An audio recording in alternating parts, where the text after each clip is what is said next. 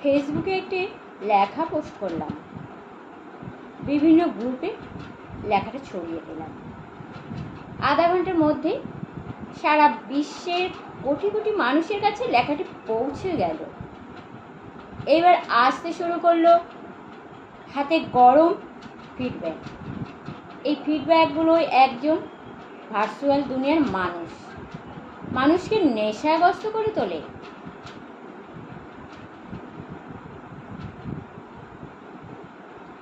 অথবা আমার কোনো ছবি আপলোড করার সঙ্গে সঙ্গে উচ্ছ্বসিত সাড়া পেলাম, আমি মাতাল হয়ে গেলাম। এইভাবেই কিছু অচেনা মানুষের সাথে নিয়মিত মনের আদান প্রদান, না প্রেম নয়, আমাদের দৈনন্দিন জেলখানা থেকে সাময়িকভাবে হলেও বেশ খানিকটা মুক্তির আরাম দেয়। আর আয়নাতেও অজস্রবার নিজের মুখ দেখতে কার না ভালো লাগে? ওই অজস্র লাইক বা কমেন্টগুলো তো আসলেই নার্সিসিজম। অন্যের আয়নায় নিজেকে দেখা আসলে নার্সিসিজম। অন্যের আয়নায় নিজেকে দেখা আর একটু আদর করা।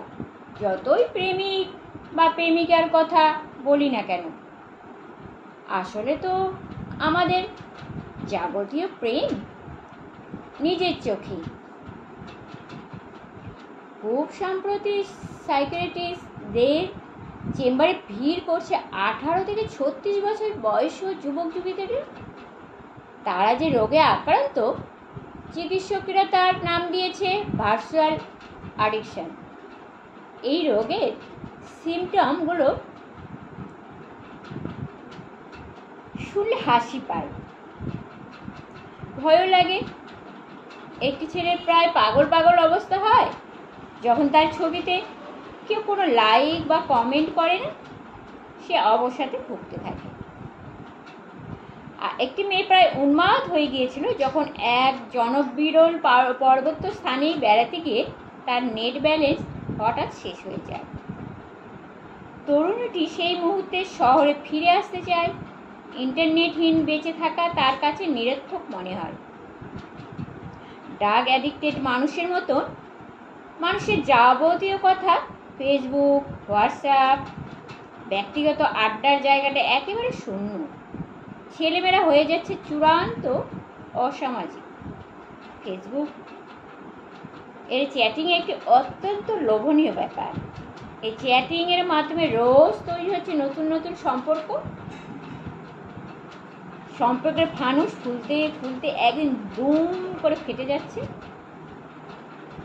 সেখান থেকে তৈরি হচ্ছে অন্যরকম এক অবসাদ। ভেঙে যাচ্ছে পারস্পরিক বিশ্বাস, দাম্পত্য। অবিশ্বাস নামক একটি বিষধর কেউটে সাপ প্রবেশ করছে প্রতিটি মানুষের বেডরুমে। আজকের দিনে আমাদের স্মার্টফোনগুলো যেন আলাদিনে আশ্চর্য প্রদীপ, একটা ম্যাজিক বক্স। ওটাই আমাদের phone, computer, TV, radio, tape recorder, post office, writing pad, calculator, মুদির দোকান, shopping mall, cinema hall, camera, ঘড়ি, newspaper, dictionary, map, travel guide, এমনকি আমাদের ব্যাংকও। সমস্তটাই ওই ছোট্ট যন্ত্রটাই, যার ফলে তৈরি হচ্ছে আর্থিক যোগাযোগ। যতক্ষণ জেগে আছি ততক্ষণে আমাদের ওই বুড়ো আঙ্গুল এক নাগাড়ে দূরত্বপনা করছে। আমাদের স্মার্টফোনের কিয়া ফুলের গন্ধ মাখা পেল শরীরটার উপরে, ফলে বুড়ো আঙ্গুলের নার্ভের উপর চাপ পড়ছে। তৈরি হচ্ছে আঙুলের রোগ।